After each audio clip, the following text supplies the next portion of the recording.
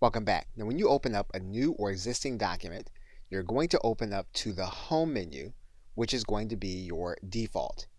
And you'll recognize all of the text operations that you would in either PowerPoint or Excel or just about any other word processing software. So, for example, you'll be able to change the nature of the text by highlighting the text and clicking any of the buttons where you want to affect some change. For example, if you want to change the color of the text, you can do that. You want to change the nature of the text from normal to bold, you can do that.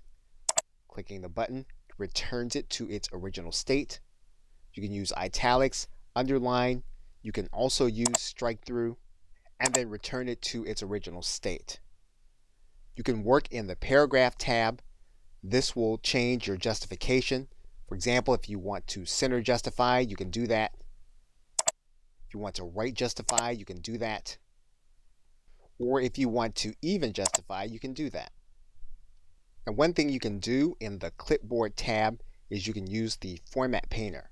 And for example, if we were to click this link that said format painter, we can then find an area of the text that we want to make look like the area we painted.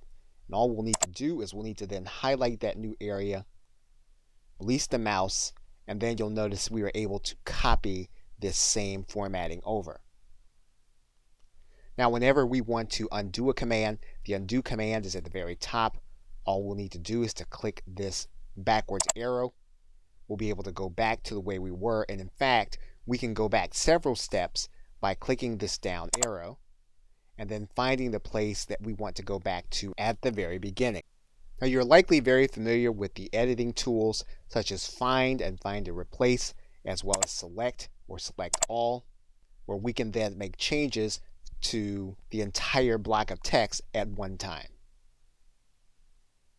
Okay, so with that, thanks, and I will see you in another video.